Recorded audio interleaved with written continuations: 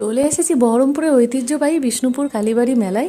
এখানে এসে প্রথমে মায়ের দর্শন করে নিয়ে আমরা মেলা প্রাঙ্গণে ঢুকে পড়েছি। আর মেয়ে খুব নাগরদোলা চাপতে ভালোবাসে, তাই তাকে প্রথমে নাগরদোলায় চাপিয়ে মেলা ঘোরা শুরু করেছি। মেলায় কিন্তু ভিড় খুব কম, যদিও আজকে শনি বা মঙ্গলবার কোনোটাই নয়, তাই জন্য মনে হয় ভিড়টা কম। আমার আরেকটা কারণ মনে হয়, ছোটোবেলায় আমরা মেলার জন্য অপেক্ষায় থাকতাম কবে মেলা আসবে, আমরা নোট ডাউন করতাম এই জিনিসগুলো কিনবো। কিন্তু এখন আমাদের প্রতিদিনই শপিং চলে, বাড়ির আশেপাশে এত দোকান গজিয়ে উঠেছে যে প্রতিদিনই আমাদের কেনাকাটা চলতে থাকে। তাই মেলায় আলাদা করে কিছু কিনবো সেটা আর আমাদের সেই তাগিদটা আমাদের সেই রকম থাকে না, তাই মনে হয় ভিড়টা কম। তবুও মেলা ঘোরার জন্য আমরা যাই, যেহেতু আমাদের বাচ্চা আছে।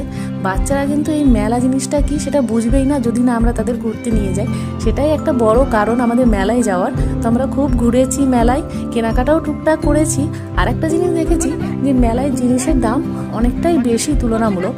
তো জানতে চেয়েছিলাম যে কেন দামটা বেশি, তো ওনারা বলছিলেন যে এই জায়গাটা নিতে আমাদের 30,000 টাকা লেগেছে, সেই জন্যই দামটা অন্যান্য জিনিসের দামগুলো একটু বেশি, নাহলে আমরা এই টাকাটা তুলতে পারবো না। তো সে যাই হোক, আমরা টুকটাক কেনাকাটা করেছি এবং খাওয়া দাওয়া করেছি। খুব কম করেছি, যদিও মেলায় অনেক আচার ছিল, চালতার আচার, কুলের আচার, তেঁতুলের আচার। আমরা কোনোটাই খাইনি, কারণ হচ্ছে একটু যদি হাইজিনটা মেনটেন করতে একটা চিনমুড়ি দিয়ে ঢেকে রাখতো তাহলে হয়তো আমরা নিতাম, কিন্তু ওই মাছি বসা দেখে আমরা আর খাইনি।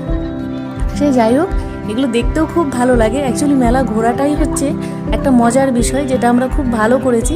আর আমার মেয়ে তো শুধু নাগরদোলায় চাপবে, আর গরম গরম জিলাপি খেয়ে আমরা মেয়েকে একটু নাগরদোলায় চাপিয়ে আর দোলনা দুলিয়ে বাড়ি এসেছি।